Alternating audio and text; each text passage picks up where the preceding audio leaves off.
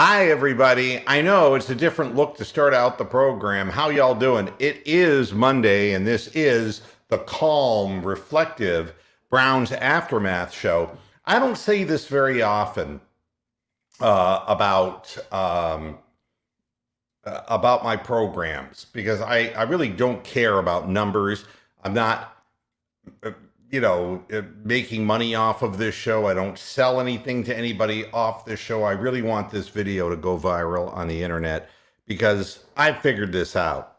And believe me, I hunt and root through things, and sometimes the answers are blowing in the wind, my friend.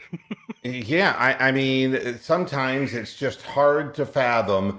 And then you read all the stuff that's the soap opera in the press and all of that that's being referred to nationally, locally in Cleveland. I have an answer to this whole question of what's wrong. And I know in my heart that I am right. I know this because it isn't a matter of pointing fingers. It's a matter of shutting your mind off and just listening and watching. I want to start out with 1 minute and 49 seconds that will paint the picture of what is wrong with the Cleveland Browns. As the lead-in, remember that we had to win the Ravens game. If we don't win the Ravens game, then we're out of the running. So this is another one of, Kevin Stefanski's do or die, live or die kinds of week-by-week thing. We have to win every week. Every week is a new season. We have to just keep winning. We've got to win out, whatever, however you want to put it. That's the way this has been going for weeks and weeks at a time. Since he gave the we're an average team speech when we were 3-3, since then we've gone 3-3. Okay? So this isn't getting better. The situation with the Browns isn't changing. Their identity is quite firm. And I want to point out why this identity is chiseled into this team. And I want to start out with 1 minute and 49 seconds of great stuff. No comments from the panel. I just want everybody to listen to this, and I will crank it as best I know how, but listen as closely as you can. Here we go. How do you store leftovers? We're going to get 5 seconds of an ad. My apologies. If you hate the earth. Here we go. You're 1-0 in December. Good job. 1-0 in December. Right? Starting off that run, 1-0. Good job. Now, +1 in the turnover margin. Right? That's how we're going to win this game. How about that defense? 2 takeaways. Number 95 decided to do it on his own. Sack, fumble recovery, touchdown. Okay, they were 1 of 12 on 3rd down. Okay? At the end of the game there, right, we get a huge sack by number 90. And then a huge 4th down by number 21. Offense, right? 2 for 2 in the red zone, which was the difference, guys. They were 2 for 3 in the red zone. We stopped them on defense. We were 2 for 2. That's the number 1 red zone defense there is, right? So that's a hell of a job. Efficient, 6 of 13 on 3rd down. Special teams, kickoff unit. You guys are playing out of your mind right now. All right, we got to keep that up. And then how about number 19, Jojo, with that heads-up play with that ball rolling by the side. Jojo. That's the smart part. A smart, tough, accountable, resilient team, and we need that resiliency. We need it. That's what the NFL is, guys. It's never easy, okay? It never is, all right? It's hard. And when it's hard, what do we say when it's hard, Case? Good. It's hard. That's what we want, okay? Now, if we stick together, if we share in these wins, right, we got a chance, because this is a good football team in here, okay? Hey, I appreciate how this team fights. Fight, scratch, and claw for every single inch. Okay? Appreciate you guys. Team on 3. 1, 2, 3.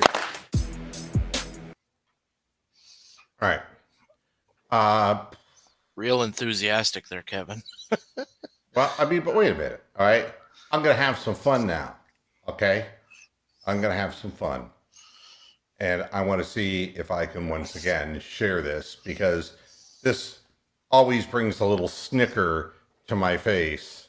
And let's go ahead and share this and see what we can. And I'm sorry that I'm getting better at this, though. Okay, here we go. Consider the following subtraction problem, which I will put up here. 342 minus 173. Now, remember how we used to do that. 3 from 2 is 9, carry the 1, and if you're under 35 or went to a private school, you say 7 from 3 is 6, but if you're over 35 and went to a public school, you say 8 from 4 is 6. And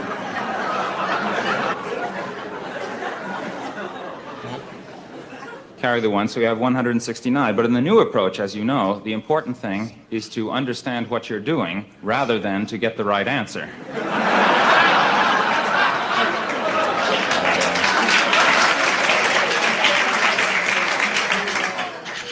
Here's how they do it now. You can't take 3 from 2. 2 is less than 3, so you look at the 4 in the tens place. Now that's really 4 tens, so you make it 3 tens, regroup, and you change the 10 to 10 ones, and you add them to the 2 and get 12, and you take away 3, that's 9. Is that clear?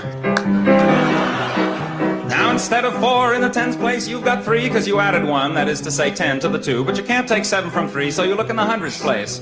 From the 3, you then use 1 to make 10 ones, and you know why 4 plus minus 1 plus 10 is 14 minus 1, because addition is commutative, right? And so you got 13 tens, and you take away 7, and that leaves 5. Well, 6, actually, but the idea is the important thing. Now go back to the hundreds place. You're left with 2, and you take away 1 from 2, and that leaves... Everybody get 1? Not bad for the first day. Hooray for new math. New math. It won't do you a bit of good to review math. It's so simple, so very simple, that only a child can do it.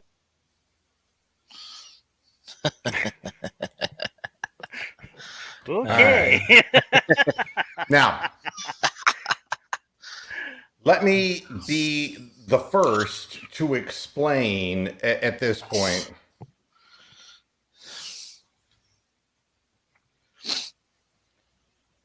What am I watching here, and why am I? Oh, I'm watching the wrong thing. Here we go. Good.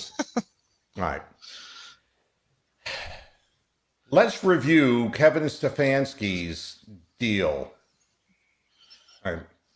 I have a second instance of the program running somewhere here, and I don't understand.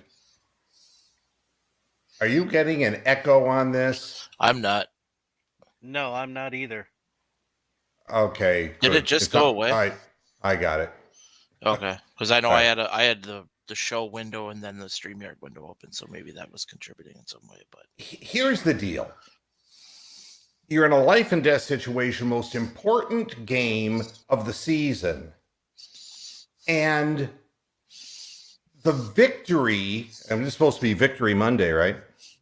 We have the head coach reading off of cue cards, reciting statistics as the primary thing to get excited about. Now, I don't know about you guys. Any of you play sports? Is that, I mean, I'm looking at the video. First of all, where's the offense? There isn't a single offensive number to be found in the group. Second of all, people are like, I always thought that if you just got done winning the biggest game of the season to get yourself back into contention for the playoffs and could potentially put you with an outside shot at the Super Bowl, it would be, yeah, fuck yeah, we won, yeah. But I wouldn't expect Newt Rockne to sit there and say things like, we were 2 for 2 in the red zone and they were 2 for 3. So we did better. I wouldn't expect the head coach of a, I'm trying to think of all the great coaches of all time. Maybe Tom Landry would do this. Yeah, stuffed shirt that he was. But you see, I'm looking at it. Well, we were 6 for 13 on third down conversions. And here's, Just some Jojo Nat pointing out. See Sam Ratigliato pointing out Jojo Natson making a smart but pretty irrelevant to the overall game play. And now, my biggest. You want to find out why there's a disconnect between the locker room and the head coach of this football team when he stands there in front of the people themselves and says, 95 got the strip and the touchdown, and look at the big plays at the end by 90 and 21. Don't these fucking people have names? Yeah. What would be so hard about saying Myles Garrett made a big play to open up that game that really gave us some distance and some breathing room? And boy, what a great sack it was by Jadeveon Clowney, and what a big play it was by Denzel Ward. Those, come on, give it up for these guys. That's an ode to Friday Night Lights. What it is a celebration. Let's get psyched up locker room talk with only one person getting an erection, and that's Stefanski. Because numbers are his thing. He gets a chubby when because he's got to look at the film, and he can't answer in the press conference because he doesn't have all that information. Oh, but this time they wrote it down on cards for him.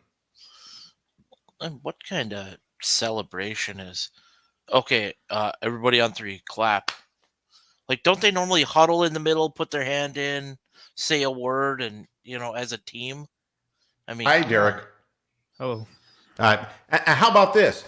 How about bringing out the champagne and saying, do you know that this champagne is a 1942 Chateau Noir? Do you know that? 1942. Do you know what that means? Who in the fuck thinks this way? And I got an answer for that, too. Frank Kaminsky. This is from top to bottom. It is the dehumanization of a game narrowed down to strictly analytics. Yep.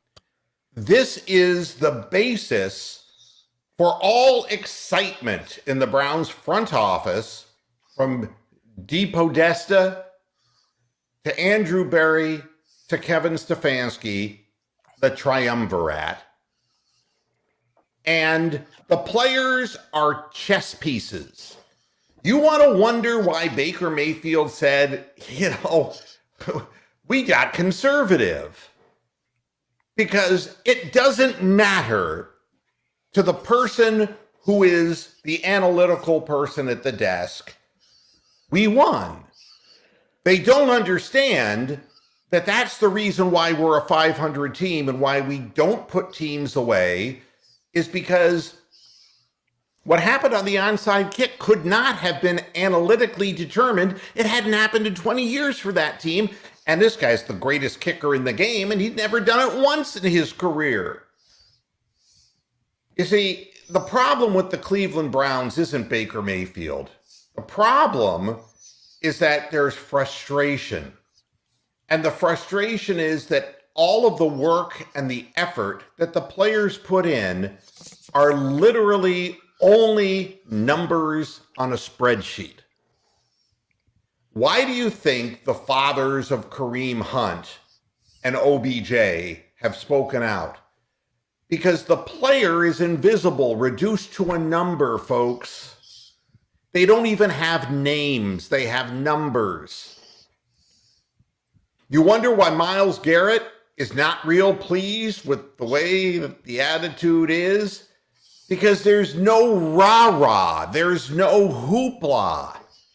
And as fans, what is it that we're paying our hard-earned money for? We want the hoopla. Excitement. We watch sports because our lives are kind of mundane. If you get to be my age, 64, all your work stuff's behind you. The reason I do this show is because I get an adrenaline rush watching a good athletic event. I used to get a real adrenaline rush participating in athletic events when I played basketball and when I played tennis. Can't do that no more. But the bottom line is, I know what you have to put in emotionally in order to be a championship team. And it isn't strictly an analytical procedure. So everything you read about Baker Mayfield being unhappy with, and he's not, there's a disconnect. The disconnect isn't between Stefanski and, the disconnect is the organization, which has gone completely analytics based, and the players who are looking for more of a reason to shorten their lifespans to 57 years on average. That's where the disconnect is. We're playing a game. We're boys still. We're playing a game. Anybody who's ever competed, even in an amateur, in something like a fucking tennis tournament. But I was playing up till about August of this year. And you know something? The last 3 matches, there was a 29-year-old guy on the other side of the net, and my side won. And I was going at the guy because I was still a young boy. I was still excited about what I was doing. You don't know what you can do until you have enthusiasm. It's that locker room was not enthusiastic. They were politely clapping with a confused look on their face, realizing that a number more of their teammates were dragged off the field with injuries, and that the bottom line was that they got by the hair of their chinny chin chin, while the analytics guys are taking credit for it all. They lost the will to buy into this coaching staff anymore. Go watch the Chiefs game at the beginning of the year and just watch the body language of these guys, especially the star guys, Baker, Miles, and then go watch them now. I mean, it's almost like they're just constantly shaking their head like, I just can't believe I'm in the NFL and this is what our coaching is. It's like they just don't understand why it's continuously this way. But to be honest, I mean, I can't blame them for buying in given how last year went, but at the same time, it's like, I mean, they had to have known the way that this front office and this coaching staff likes to run things. It would be hard for me as a player to buy in the first place, let alone to stay, sold on the coaching staff's messaging. Well, and here's another thing I want to say. And Greg, there should be a balance. And you know what the balance is? The analytics people should be invisible. We shouldn't have to hear them puppeteering the head coach. We don't need a ventriloquist act. We don't need reading off of cards after victories. The balance is game preparation. There should be tendencies examined and go into analytical analysis. But nobody before a Baltimore Ravens game ever said to Ray Lewis, pipe down. It's just before game time. You don't want to give people a stroke. This game is still about enthusiasm and excitement. This game is still about men who are boys who are trying to win. It is a business too. And they will use it against the players forever. Baker Mayfield's to blame because he's going to demand this amount of money. You bet your ass he's going to. And you know something? Why in the hell should he stay someplace that is holding him back? He's made his money to start out. He needs his payday before his career comes to an end. The same thing is true with Lamar Jackson because they're going to keep running him until his legs go out completely, and he doesn't have a deal either. And I could be wrong. We knew that this pendulum was coming because they went with the football guys, and then they got rid of the football guys, and then DePodesta said, "Well, I've got an idea. Let's hire all analytics guys." So that's what they got. Well, that was an easy sell to Haslam because, he's bipolar. It's one way or the other way. There can't be a seemingly a mix. Oh boy, am I going to have to go through this again? You didn't watch the 49ers Bengals game, obviously, Edward. The 49ers had the game won and had the same exact thing happen to them that the Browns did. Yes, their philosophies are similar, and the result will always be similar because the game doesn't end at halftime. You can't just take the air out of the football in the second half of the game. You can't take the air out of the ball in the fourth quarter of the game. It was the same thing. Not with a guy like Joe Burrow on the other side, who's going to never stop coming at you. It's frustrating as hell. I mean, Myles Garrett is trying to make something happen, so he's jumping off sides, right? Baker will try to force a ball in every so often just to try to make a play, and it gets picked off, and the world comes screeching to a halt, and these guys end up being criticized. And we have to put this in perspective. And another thing, I could be wrong, but I don't think analytics accounts for injuries. So just because the analytics say a player is better in this situation doesn't necessarily mean that's true. I mean, yes, Baker's better at play action, sure, but do you want him running and rolling out on that ankle? You know, I mean, it's just little stuff like that might not always be the same way analytically versus at this point in the season when guys are banged up. You know, Brett's asking the question, how about Baker's comment on getting too conservative? I think it speaks for itself. I think they took the ball out of his hands, basically. The game calls were all designed. And if you go further into what, Stefanski had to say in his press conference, he was saying that long drive where we missed the field goal, we got to get 7 there. We got to make that field goal, and we got to consume that clock even more. He was worried more about the clock than winning the fucking game. And let me tell you, that's all part of analytics, man. It's all about analytics. Everything. This is how much time we can run off the clock. This is what we're going to do. We're going to force them to use their timeouts by the time they get the ball back. And even if they do score, the odds of getting the onside kick are this low. The reason Baker said they're getting too conservative is they are. Baker Mayfield is 100% right. They've sucked the joy, the excitement, all of it out of the game. And when Baker has a good first half, is 2 for 2 in the red zone, and does what he's told, they shut him down in the second half. And it's like, now all of a sudden, we're not going to throw the ball down the field at all. All of a sudden, man, we're just going to start with these short little dink and dunk passes that either get dropped by Hooper or whatever. We're going to put Hance in or Janovich in, and we're not even going to put 3 wide receivers on the field. And we're going to run the same motions that we did in the first half. They're going to talk about it at halftime, and they're going to hold us to 0 points in the second half. How many times do we have to have bad second half production? And the answer is, that's the philosophy. We got the lead, and as long as we got the lead, it's up to us to hold it. And even if we don't score, we take time off the clock, and that's just good enough. And you can't blame offensive line play because I saw the numbers for James Hudson. He actually held his own pretty well. So I didn't see Stefanski's press conference, but if you try to blame the offensive line for this one on why you switch things up, it just doesn't make sense. Well, and Brett, the dissent is not between Baker and Stefanski. I'm trying to explain this. It is between the players and the concept of analytics being driven down their throats by the front office.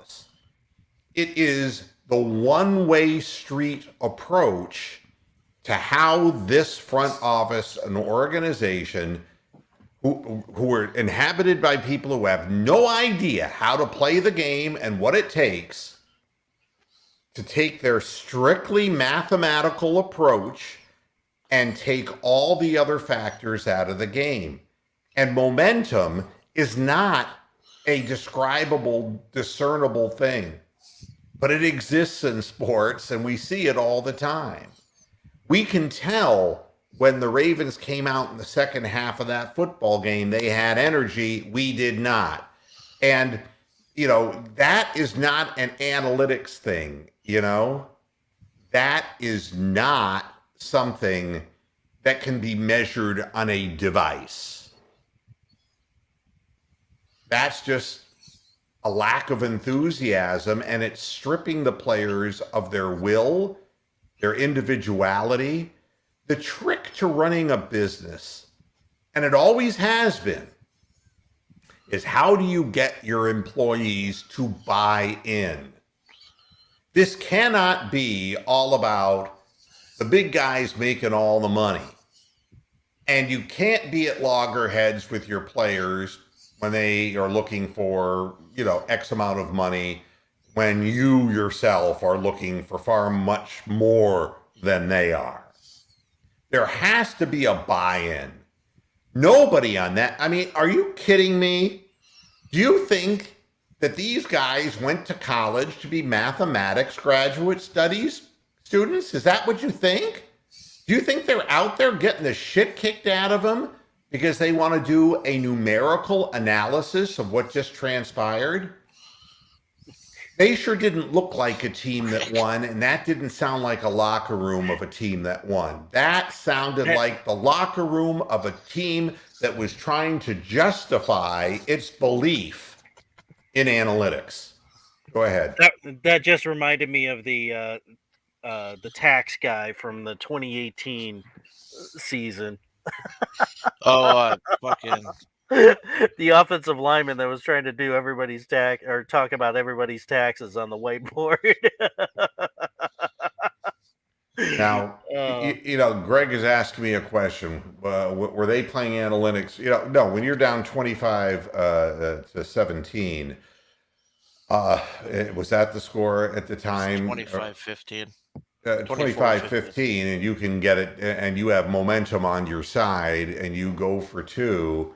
I think that is the reasoning behind it. Is you then you put more of a vice grip on the team that is caught up in this numbers jam, and it's throwing a right hook on. It's throwing a right hook on your opponent. Yeah, it's yeah. You stung him with a jab, and you're following it up with a right hook, and you're gonna fucking put him on the mat.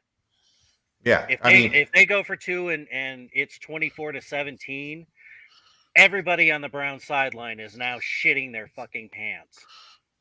Yep. But you understand, and Keith, the Ravens stacking 8 guys on the line, the Browns still trying to run instead of audible out. Baker can't audible, not allowed to, because the analytics people will not allow him to have control of that game. The fact of the matter is that these people will consistently want to run the show based solely on numbers. And courage, guts, all of those things are the things they demand as terms of employment, and they just replace the carcasses as they get hurt, and then we will come up with another way to run the 1-3 personnel, even if it puts an offensive lineman on the field as a tight end position guy when he can't go out in the pattern and catch a pass. This is what we have become. And if I were a quarterback and somebody said, you know something, you were the number 1 pick in the draft overall. You led us to the playoffs for the first time since 2002. You won the playoff game for the first time since in 1986. Is that right? And 94. 94. Testaverde. Oh, Testaverde, right. So all of these things, and but you're not allowed to change my play call at the line of scrimmage. And even if you see it's bad, you can't, because this is what the charts showed us. And anybody who makes adjustments, you can't live by analytics in a constantly fluxed situation that changes. The team changes its defensive look or offensive concept in the second half. Lamar Jackson goes down with an ankle injury, you're facing somebody else. Analytics can't possibly deal with that. They can sit there and say, well, they brought a second string guy in and, and he had a lot of the same skill set as Lamar Jackson. They can talk about it until they're blue in the face. They gave up 16 points in the second half to a guy who hadn't played but one game all year. Mhm. And I think you're playing, what do they call this? After the fact reasoning. Yeah. I mean, you can make the numbers work any way you want them to work. The bottom line is, I'm not talking about one game. I'm talking about the reason why the team is disenfranchised. Why nobody is particularly happy, because they work hard, they put their bodies, their arms, legs, and everything else in harm's way, only to be credited by their uniform number. And there is no joy and emotion except a guy reading off of a note card. This is not the way any sports should ever be conducted, because the human element is way too important. And if you don't address that, and if you ignore it, then what you're doing is you're going to lose the team. And this is what's happened. They've lost chunks of the team. And it's on both sides of the ball. You got receivers who are not being utilized or being used as decoys. And Jarvis Landry talked about it. Rashard Higgins just is invisible. There's, Austin Hooper, who was a productive tight end until he came into this system. It isn't the answer to things. It's part of an equation, but it isn't the singular thing. And that's what's killed the Browns. And they are dead. Believe me, they are dead. This will get worse because they're conducting post-game celebrations as a way of doubling down on all of the little statistical things that they can point at.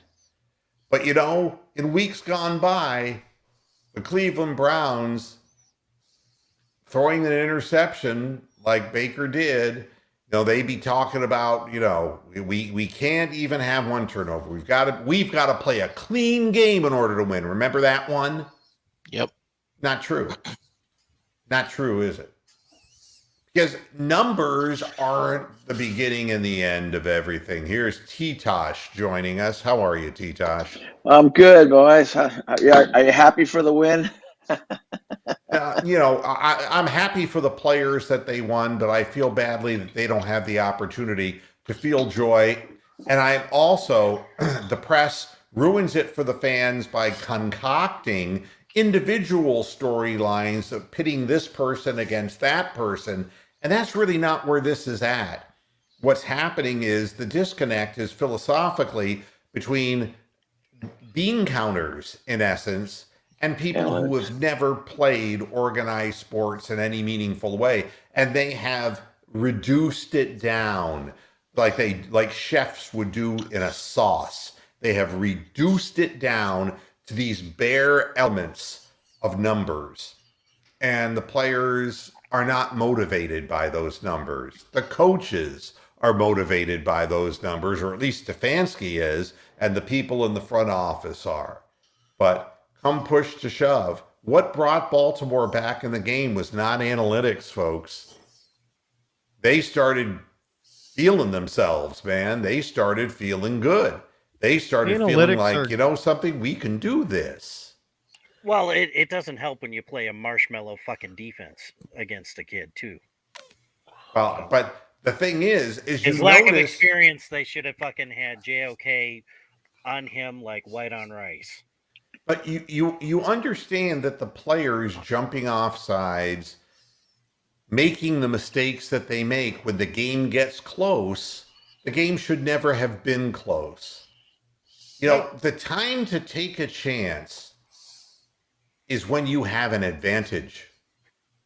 The time to take a chance is when you're beating somebody and you can finish them off right then and there.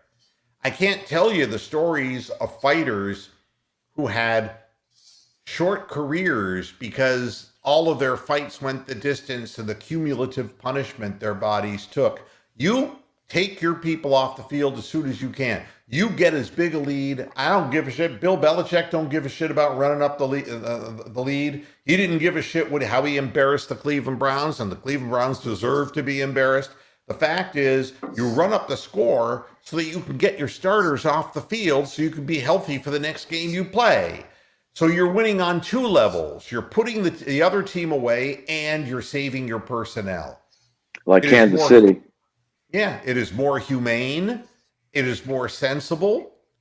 But we don't operate that way. We operate only, well, we got through this week and now we got to do it all over again. Back on the chain gang.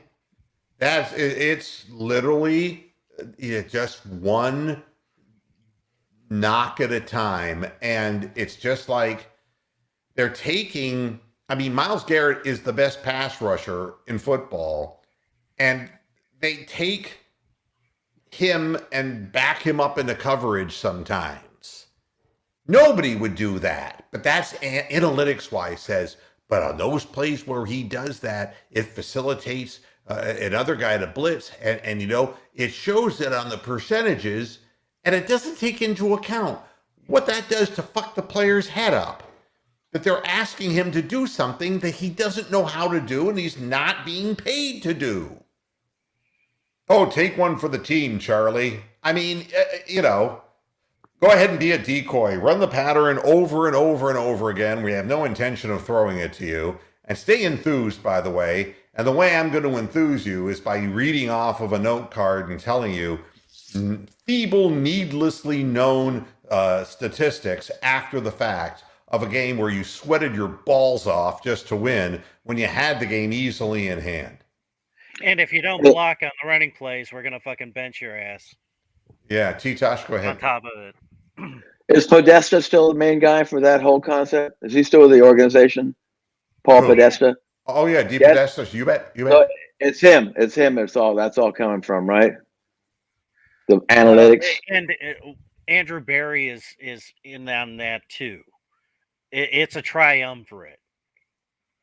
And then everybody that works under Barry and D. Podesta. So it was the big problem when we got rid of our general manager, who was non-analytics driven. John Dorsey. That's right. And Dorsey was the one who lost his job because they wanted to fill the office with analytics people. I've never seen it so grotesquely illustrated, though. And not only do I hate what I see, I can understand and feel for the players who, I mean, this game is a game of pain. It is a game of brute force. When you have your opponent down, it's no different than the UFC. It's brutal.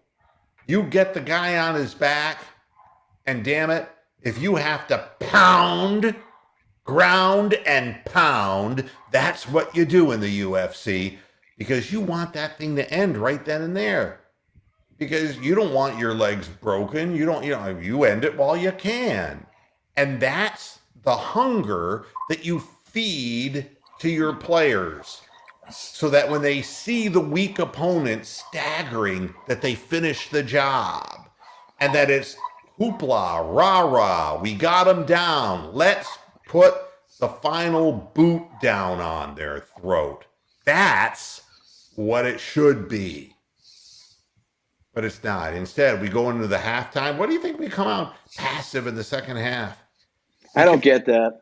Oh, it's because analytically, well, we're winning doing this. We're going to keep doing what we're going to do to win. And it's more of the same, but they don't realize there are adjustments being made on the other side. The flow, the energy flow of the game changes. And all of a sudden, man, everything's spinning out of control. And then bad things happen, like onside kicks and things like that you don't recover. Bad things that you can't explain. Or somebody like Huntley throwing the ball right on the money on a 4th down on an over-the-shoulder catch to Rashard Bateman. I mean, it's things that you wouldn't think would happen, but all of these things start happening sequentially because there's such a thing called momentum and belief. Yeah, Mo. And, you know, a lot of it has to do with people putting in second unit players. They felt, you know, in looking at what the Ravens did, they wanted more energetic people on the field. And the same thing happened at a basketball game where the Cavaliers played, where they were whipping the hell.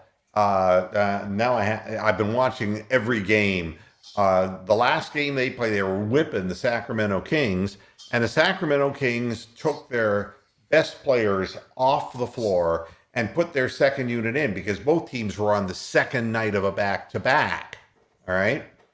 So the energy flow, the Cavaliers had scored 81 points in the first half of the game and then came out in the second half. And by the end of the third quarter, they were on fumes. So, you know, the coach, Alvin Gentry, said, what the hell, I'm going to throw in fresh players. Even though they're not my best, they're better than the guys who were exhausted. And they did. They came back to within 7 points before the Cavaliers secured the game on a couple of shots by Ricky Rubio. But the fact of the matter is that energy brings something to the table. And that's not an analytics-based thing. So, you know, it's and it's not that I'm against mathematics. It's not that I'm against researching teams' tendencies. Got no problem with it. But it can't carry over with the way you communicate to your players. Your players, they don't look at life that way. I mean, they're not even good at investing their money in a lot of cases. They're not analytically driven.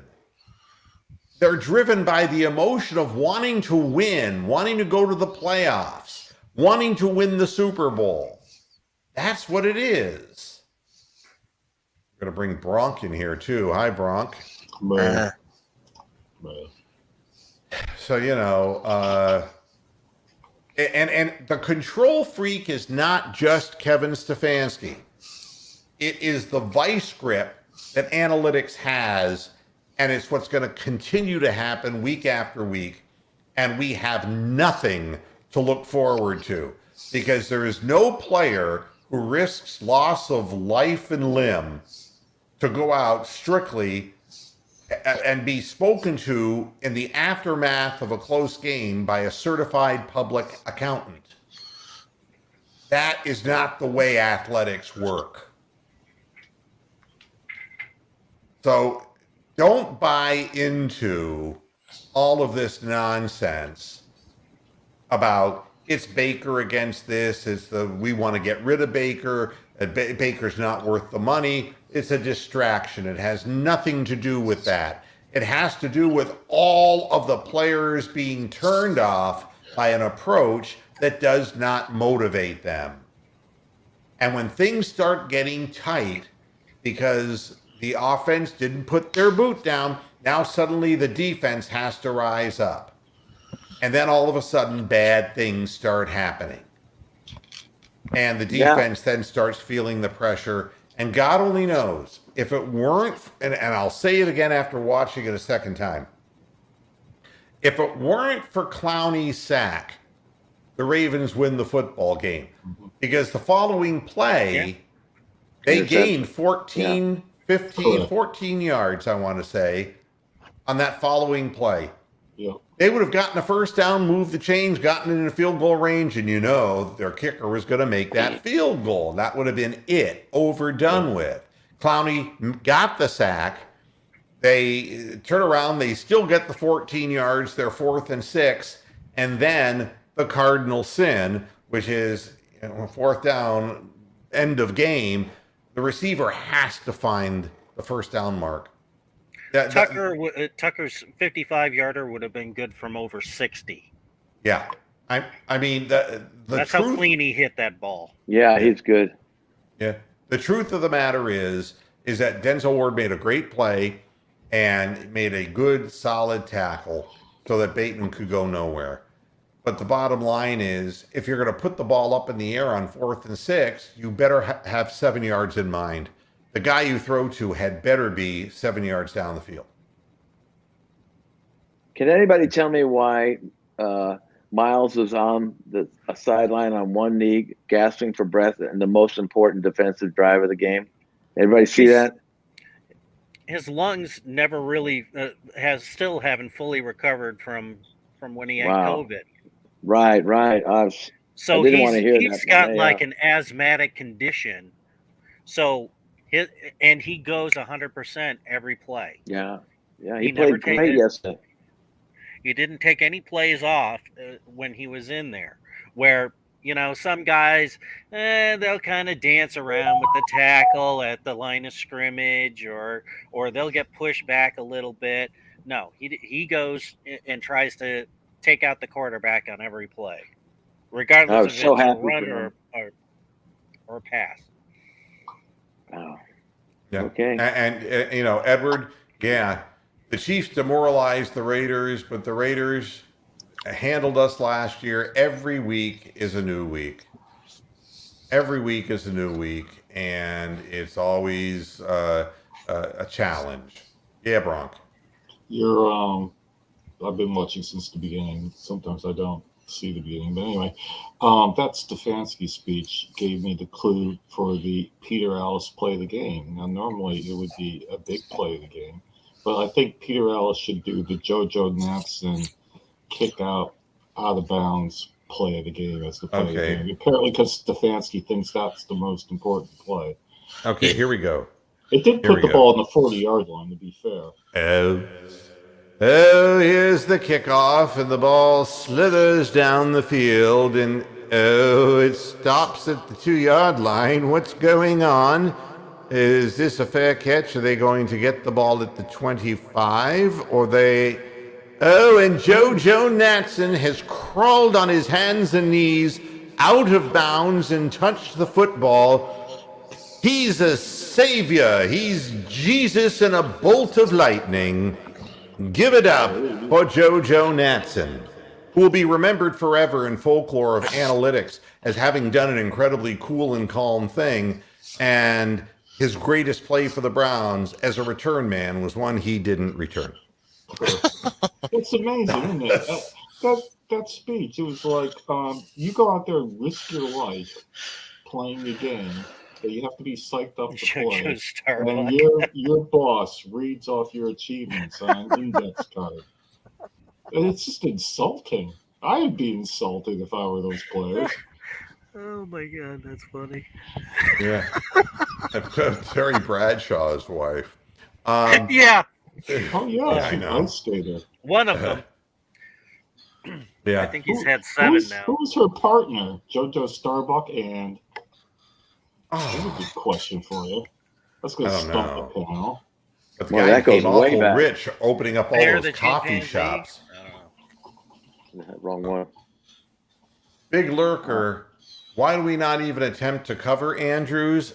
Again, all of the mistakes that occur, and I could draw a smiley face of the Browns coverage, which is a big smile, and back here in the back of the end zone is Andrews, and why they're guarding the front of the end zone and not doing anything in the back of the end zone is a blown coverage. It's the middle linebacker, Malcolm Smith, who obviously didn't drop where he's supposed to drop to, and people up front were, and they're always incredibly afraid of the quarterback running. We know about that. So they come closer to the front of the, and start cheating in toward the goal line. all of that kind of stupidity.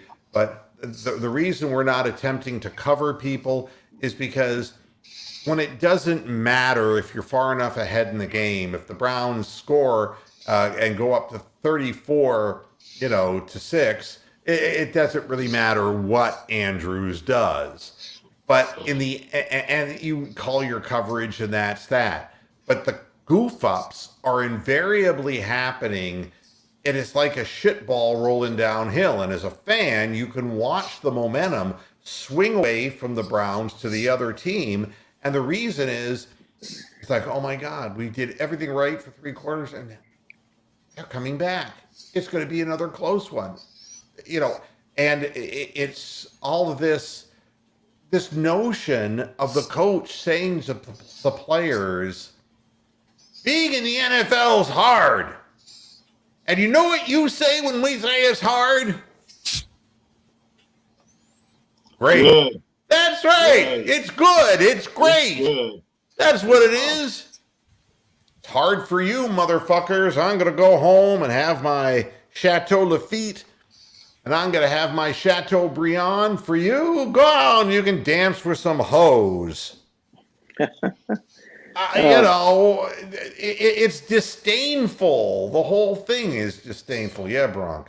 It's like one of these posh generals that gets his commission from being a friend of the royal family or whatever, and sends his troops off into battle with like some speech from Eton or something, and then says, "Oh, we killed 500 of the enemy combatants, and this unit only lost 30 men." That's what these things sound like. It's ridiculous. There's no humanity. There's no emotion. There's no nothing. And that's why we're going to get fucking ass raped at some point in the next few weeks. Well, I mean, it's just waiting to happen. Keith, a 5th-year option. He'll be in a Browns uniform, but all they're enjoying it.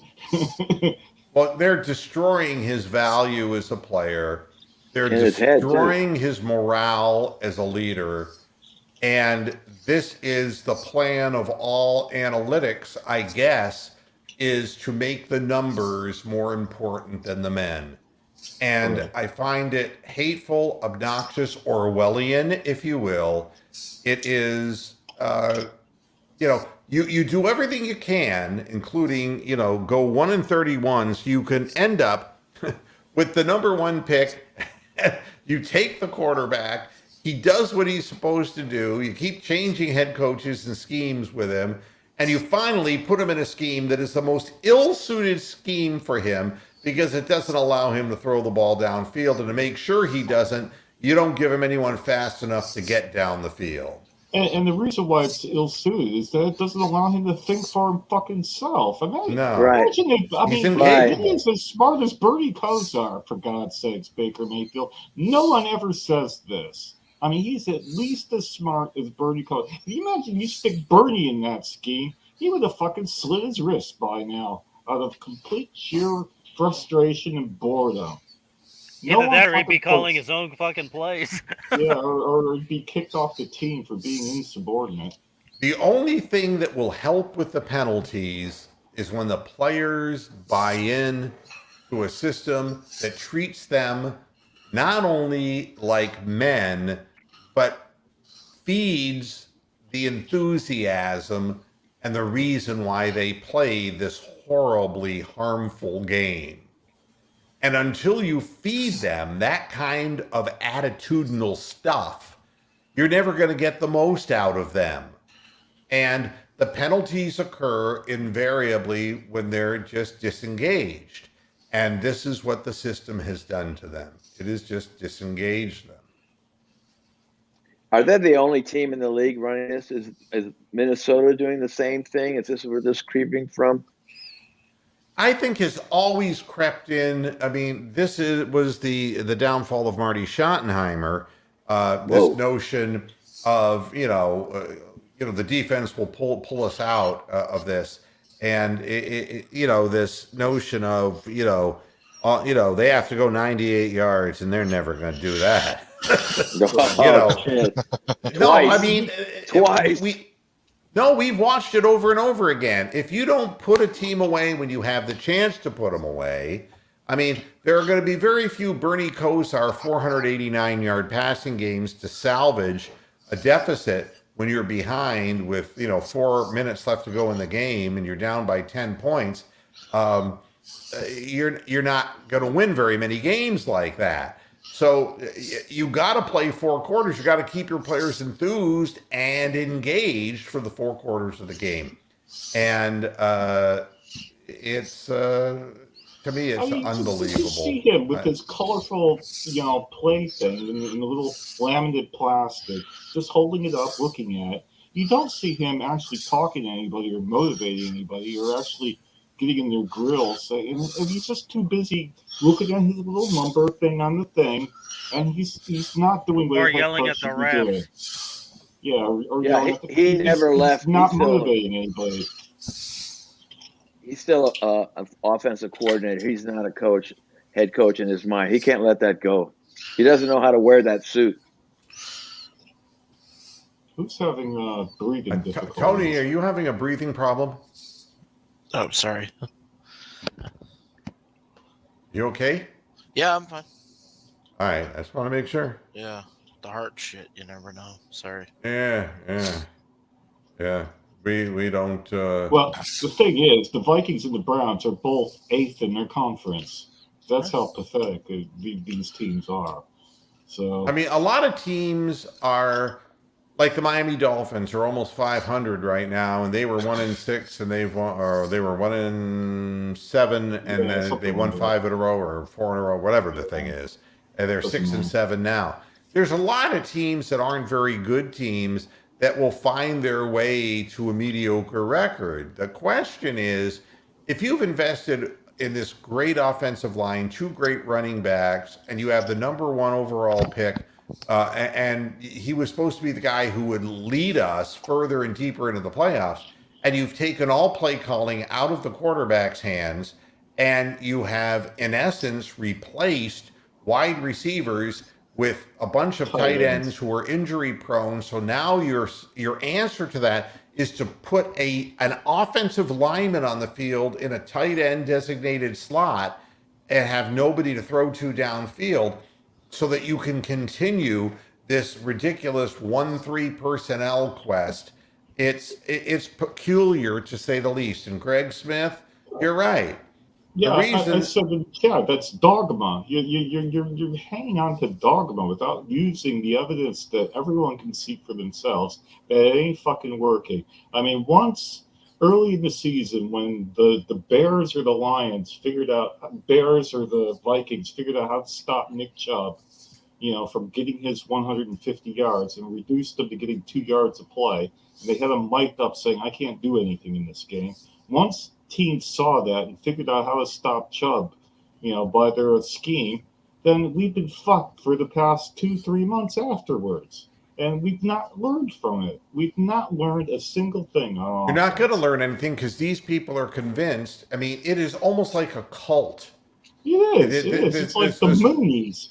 It's like people being anti-vaxxers when vaccinations for polio saved people's lives. But the vaccines for or the inoculations for COVID-19 don't stop a fucking thing.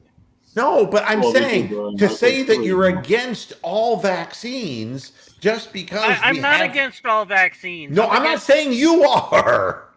Don't be sensitive. What I'm saying is, but you're lumping me in with those people as an anti-vaxxer. No, I'm an anti-COVID-19 fucking. What I'm getting at is that, and you can't even mention the word vaccine without people getting all excited, is that there are things in which vaccination is the best way of preventing a problem, and then there are things that we don't understand where the vaccine doesn't work the way we wanted it to work. And that's the way it is with analytics. There are things that stand out on the page and say, we got to address these things because numerically, these are their tendencies. But by themselves, they will not win you the football game. The people on the field have to make plays. You have to make adjustments ongoing every minute. I mean, imagine trying to fly a jet passenger plane based solely on analytics. Like, you could maybe have it on autopilot for most of the flight, but when it comes in for a landing and you have to win the game or land the airplane safely, I'm sure you would be Otto's fluffer there, Bronk. What, Brian? Are you interrupting again? I said, I'm sure you would be Otto's fucking fluffer. Oh, well done. You're. Yeah, I mean, that was an airplane reference for everybody else. Let me explain something I got it. simply. I got it. Well done, Bruno. Let me explain something about one-dimensional thinking, and it doesn't matter what side of the fence it is. If you believe that there is one way of thinking and that solves all problems, then you are a very shallow individual. And the Browns front office believes that the statistics in the end tell the whole story and not the emotional state of the team. Cool. And, you know, Peter, you're right. We would rather have Jojo Natson than an actual wide receiver who would be able to contribute. And you know that Stefanski would point out that play as a defense as to what this team has done, which is the wrong thing. But it's solely the reason why he pointed that play out, because to prove his dogmatic approach to the game and saying that helped win the game. You know, it's disingenuous. Yes, Perriman jounced on the field for a 70-yard game-winning touchdown. Was that the Perriman that was a Brown? Yeah, that was the Brown. Yeah, that was Brashard Perriman. But you know, in man-to-man coverage, it was again, if you kick the field goal at the end of the game and you give the ball to Tom Brady in the overtime, the game's over. You understand that. To die. Right. You know, you deserve to die. You do the safe thing, and the safe thing statistically will end up the same way because it has for the however many years Tom Brady's been playing the game. So, and yeah, of course he has to let Baker go rip, but he's not going to. He is going to continue to keep Baker Mayfield under his thumb. Baker Mayfield will not be a Cleveland Brown beyond next year. That is a fact. You can take it to the bank. And you know something? I'd be the first one to park the limousine out front to get him to leave, because his career hangs in the balance. And to take away a man's future, to take away a man's hopes and aspirations and dreams, all because of a spreadsheet, it isn't a good enough reason. Notice how Kareem Hunt's not week to week. Yeah, what happened? Ankle. Yeah. Really? Yep. Yeah, they don't show the game out here, so I had to listen on the radio. Yeah, and the ask about they're knocking the outside down. What they're doing is stacking the box in a way so that they are pushing him back into the middle of the field. Yeah, you can't cut outside at all. There's no way for him to get around the corner, and so he's having to stop and try to cut against the grain. And look, the Ravens are a very good pursuit team. Just because the Ravens are able to do it doesn't mean that the Raiders are going to be able to do it. I mean, there is such a thing as analytics, and you analyze what teams do better. And the one thing that the Ravens do, they're a very good defensive pursuit team. And they did a really good job in keeping Chubb off the corner. Correct. And it was the Chicago Bears, the third week of the season, that stopped Chubb. And that's when he was mic'd up saying we can't do anything. And Hunt had his big game because they were ignoring Hunt. But the Bears, they have their middle linebacker shadow Chubb at the line of scrimmage. And I'll finish the show this way. Rick May, you're correct. Neither Kareem Hunt nor Troy Hill are going to be playing on Saturday. They are out. So once again, Dearness Johnson has to pick up his helmet and get out on the field and back up. And we know what we have to do. He had a nice 12-yard run. Yeah, we know what we have to do and do what we can. I hope this, it's been very difficult for me for weeks to try to explain this, and to have Kevin Stefanski do it for me in 1 minute and 49 seconds gives me a much clearer picture of what's going on inside that building. And that's what the internal rift is. It isn't between this guy and this guy. It's a philosophical thing in which players are being deprived of the emotion and the joy of victory, and everything being watered down to the essence of statistics. Yeah, And, I mean, everything's not a boring business trip to see some client to sell them something, you know? Yeah. So everybody enjoy the Cavaliers. I'm going to watch them right now. They're playing at home against the Miami Heat. The Heat have a bunch of guys out tonight, shorthanded. And maybe the Cavs can get up to 17-12. We're number 5 in the Eastern Conference. Pay attention to the Cavaliers. You want to see what it's like? Go back and watch the replay of the Kings game when the Cavaliers ran a 12-0 spurt on them in a minute and 45 seconds. Take a look at the joy and the jumping up and down. Kevin Love jumping and waving his arms up in the air. Grown men or boys playing a young man's game in older bodies. They still want that adrenaline rush, the joy of playing the game. Give it to them. Allow them that and their dignity, and implement the things you need to implement, but give them the feedback that will make them enthused to do their jobs. Thanks, everybody. I appreciate you tuning in. I'll be back again Friday as we go before the Raiders and we talk about what might happen in that game. Until then, hasta la vista, Pastor Heads. Enjoy the Good night. replay, Key. Hello. Go Cavs. Yeah. Hello.